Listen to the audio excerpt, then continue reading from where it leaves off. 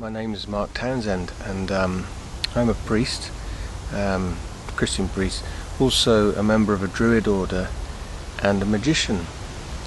And some people find these an odd combination, specifically because of this theme of guilt. And should Christians or should Druids, should people of faith use what is essentially deception in their ministry, in their rituals, in their spiritual path? Well, of course, when we talk about Druids and we talk about people of ancient nature-based faiths, then a little bit of sleight of hand has always been involved in various rituals. Shamanic cultures, as Eugene's books will clarify, shamanic cultures were very prone to using manipulation and sleight of hand techniques in order to enhance their own rituals, their own magic. But for me as a Christian and a Druid, I've been attacked a few times because people say that what I do is dishonest.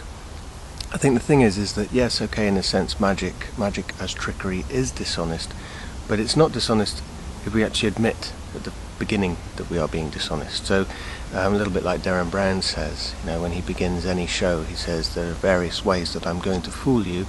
I'm not going to tell you which I'm going to use, but I'm going to fool you. In other words, he's being perfectly honest that he's going to employ trickery.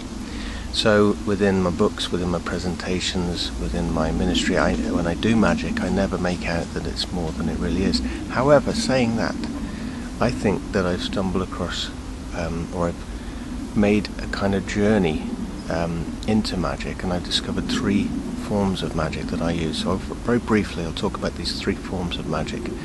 The first is in terms of my priesthood, the magic of illustration. So quite simply, a torn and restored or a destroyed and restored effect could illustrate truths like life, death, rebirth, or resurrection, that sort of thing.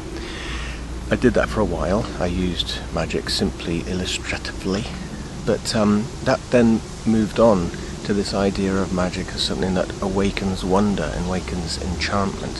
And I think that, to be quite frank, modern Christianity is very bad at awakening wonder and enchantment. So I don't mind using magic, using illusions to simply create that very powerful feeling of awe. I'm sat in a forest now which I consider to be nature's cathedral. Of course, out here we don't need to use magic to awaken this sense of awe because it's already here.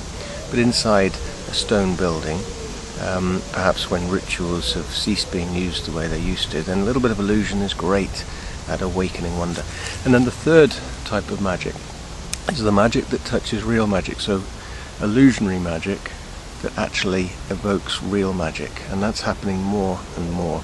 By that I mean the magic of synchronicity, and we don't know whether synchronicity is actually real or whether these strange meaningful coincidences are just that, coincidences. But I know many magicians, myself included, when we perform our magic, it almost opens a doorway to the deeper unseen magic, the connections, the mystery that is there all the time. So I'm never surprised to be a little bit more amazed than my audiences after some performances, because of the things that people come up and tell me afterwards.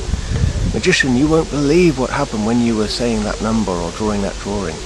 And so I find that incredibly exciting. And then to round off, no, I don't think using magic as a deception is wrong. I don't feel guilty about it. I feel more guilty about those terrible pastors and priests who go around schools around Christmas time destroying the children's belief in Christmas by saying Father Christmas doesn't exist, it's your daddy dressed up in a red suit. I want to keep people in the magic, in the enchantment. So being a magician is nothing more, it's no more dishonest than your parents, than a couple of parents putting on that wonderful Christmas show for their children. So on Christmas morning they wake up and this magic man has brought them their presents. I hope all that makes sense. I know it's probably rushed and maybe too long, but thank you, and thank you Jeff and Eugene for inviting me to do this. Really appreciate it.